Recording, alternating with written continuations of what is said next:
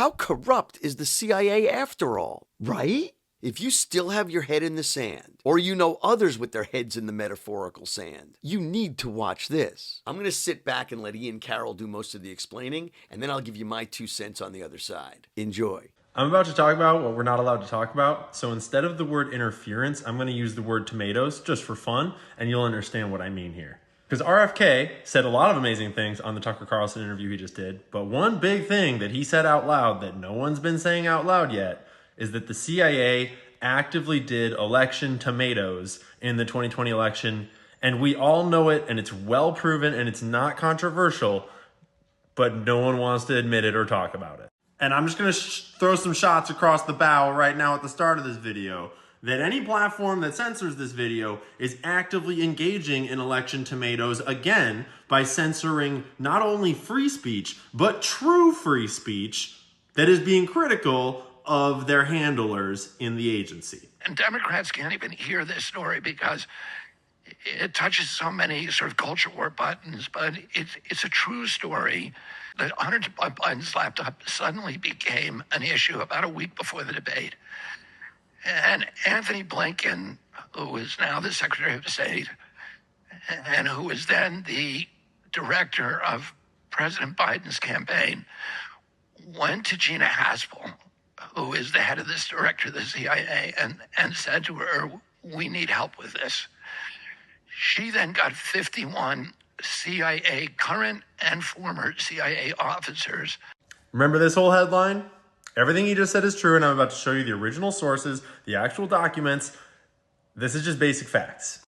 More than 50 former senior intelligence officials, it was 51 to be exact, signed this letter outlining their belief that recent disclosed emails about the laptop has all the classic earmarks of a Russian information operation. This is the actual letter, which no one decided to actually read because they lay out their allegations and then they say, quote, "We want to emphasize that we do not know if the emails provided to the New York Post by President Trump's personal attorney Giuliani are genuine or not, and that we do not have evidence of Russian involvement.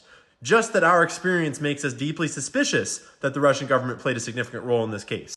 So literally nothing. They're just making up claims to do what exactly?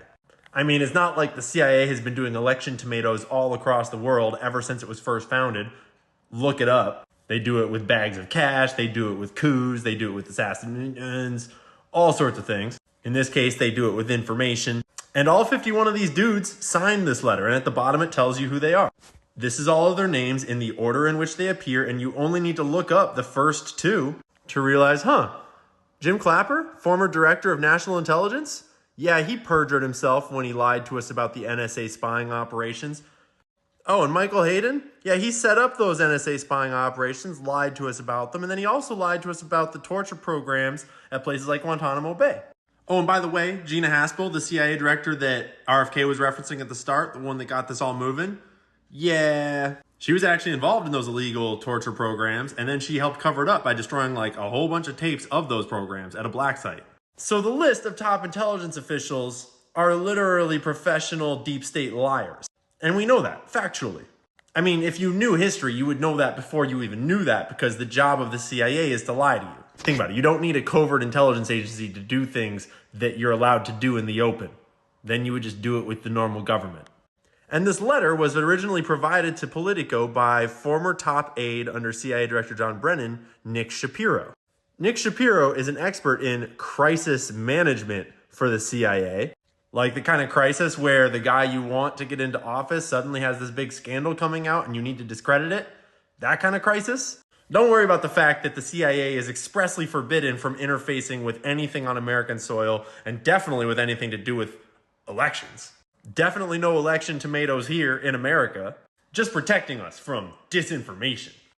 And not just the kind of disinformation that is wildly embarrassing. And not just the kind of disinformation that implies straight up pedophilic interest in his child niece. There's pretty much only one reason why a dude duplicates the same photo of his child niece in her bathing suit over and over and over again all throughout his camera roll. Does it with pictures of her friends too. Has like whole photo shoots. It's super messed up. But obviously it was done to him and his siblings in their childhood too. whole other rabbit hole. These things happen in cycles. But it also had evidence of all sorts of much more governmental level corruption that you can find in reports like the court testimony of Jason Galanis, Hunter Biden's third business partner, the one that would not play ball. And so they tried to lock him up and keep him out of the courtroom so that he could not tell the true story of what Hunter Biden had been up to, where he clearly alleges that he has multiple instances of knowing without any doubt that Mr. Joe Biden was very much aware of Hunter's business deals and was very much influence peddling on behalf of Hunter. This is in reference to China, but we all know it was in reference to Ukraine too, where conveniently a little war-doozy happened.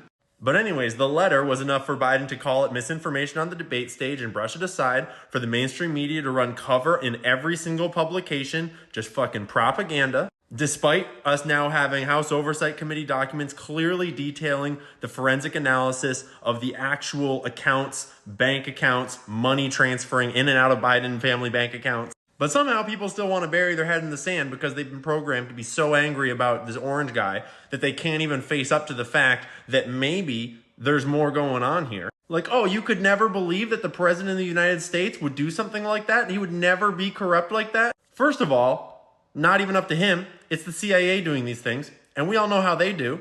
And second of all, I've got news for you. Mr. Bill Clinton, the president of the United States, pause, think about it. He was inviting Jeffrey to the White House like 17 times. He was engaging in the services that Epstein provided all throughout his presidency. And they just invited him to speak at the DNC. As if you don't have a memory. As if you don't know who he really is. This isn't like, oh, he likes chocolate ice cream on the side and that's silly. This is like, hello? What Bill was actually up to makes the Monica Lewinsky scandal seem like a typo. And what the CIA is actually up to is everything they accuse Orange Man bad of doing. And don't get me wrong, I don't have any great love for Orange Man.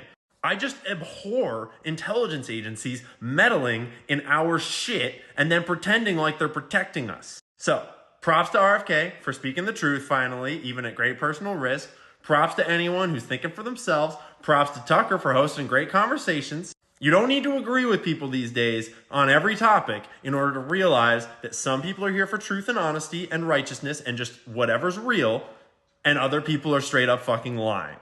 At this point, it's not about lefts and rights. It's not about reds and blues. It's about the liars, the corrupt, the evil, and those who have real opinions and honesty and integrity and are going to have respectful conversations about our differences, not make up lies, tomato elections, and destroy our country. That's pretty much where we're at now. So basically, fuck the CIA.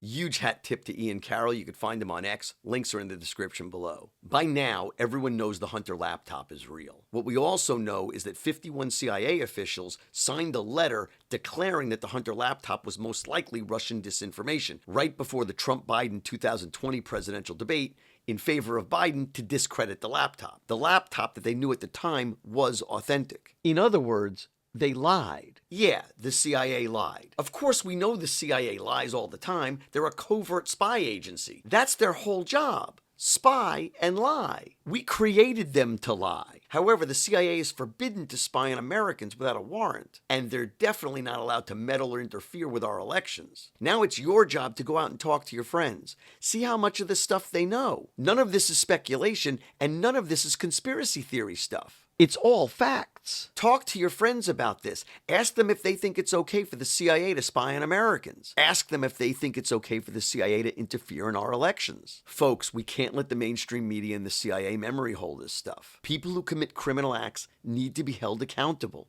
Period. It matters. The truth matters. We cannot let the mainstream media and the government memory hold this stuff. We need to stand together now and clean up the government. The time to act is now. Unity is our strength. Share this stuff with everyone you know. Don't let them memory hold this. Well, that's it for today. Please join the channel because it really helps the algorithm. Leave a comment. Again, join the channel and share, share, share. Remember, everyone wakes up at their own pace and you are not alone. It's our job to help and educate as many people as possible. God bless America, God bless this podcast, and God bless you.